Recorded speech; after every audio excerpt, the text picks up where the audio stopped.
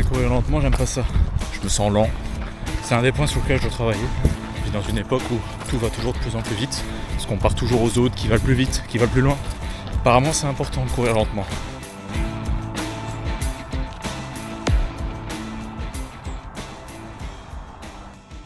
Bon les amis, ça y est, la 4e semaine de la prépa 10 km.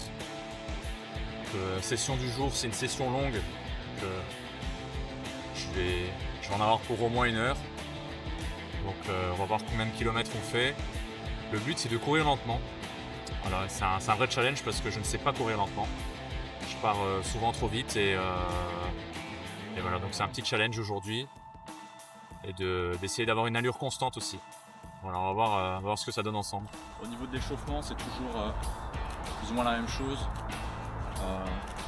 Balancement de jambes, simplement, des deux côtés.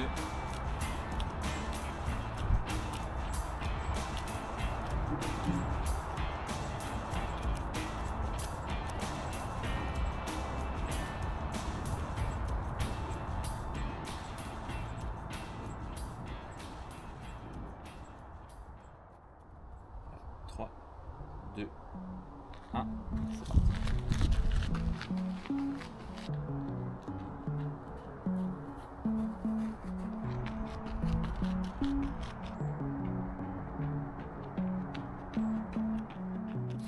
En vrai, courir lentement, j'aime pas ça. Pas l'impression d'avancer, pas l'impression de progresser. Je me sens lent. C'est frustrant, mais apparemment c'est important de courir lentement. C'est ce qu'on dit, hein. Pour courir vite, il faut courir lentement. Donc on se prête au jeu et voilà. Je pense aussi que c'est pas agréable par rapport à l'époque dans laquelle on vit. Parce qu'on vit dans une époque où tout va toujours de plus en plus vite. Et courir lentement comme ça, prendre le temps, je pense que c'est quelque chose sur lequel on prend moins le temps justement. Et ça s'oppose un peu à la manière traditionnelle dont on vit majoritairement. Puis c'est la comparaison aussi. Parce qu'on part toujours aux autres qui va plus vite, qui va plus loin.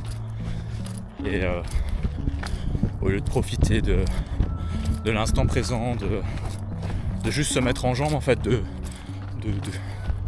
courir dans la nature comme ça, plutôt que de chercher, forcément c'est un sport de performance, alors qu'en plus on fait un sport d'extérieur, c'est quand même dommage de pas profiter de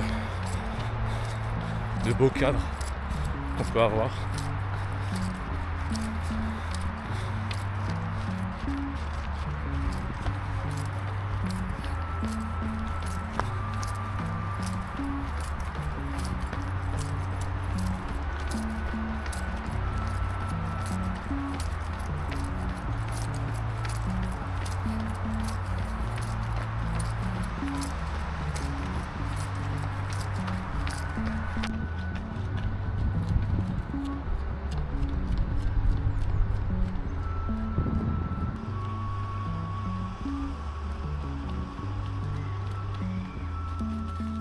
Depuis ma reprise, c'est vraiment un des points avec lequel j'ai le plus de mal.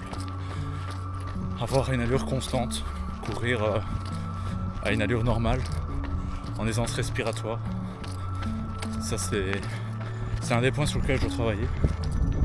Et je pense que les sorties longues, ça sert à ça. Donc pour l'instant ça va. J'ai mon téléphone qui me donne mes allures. J'essaie de rester ici, je vise de rester aux alentours de 6 minutes du kilomètre, ce qui me semble ma foi bien. Donc pour l'instant ça va, c'est déjà la 4e séance longue, sortie longue que je fais. Donc ouais.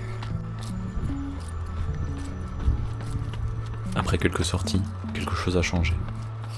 Quand on arrête de courir contre le chrono, on recommence à voir le monde autour de soi. On commence enfin à être présent. Et finalement, on prend beaucoup plus de plaisir. Cette vidéo ne parle pas uniquement de course. En réalité, elle parle surtout de la patience.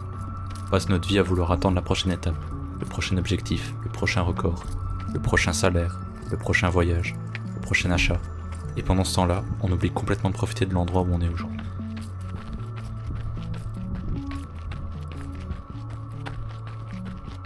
Courir lentement ne m'a pas rendu plus rapide en une semaine, mais ça m'a rappelé pourquoi j'avais commencé à courir.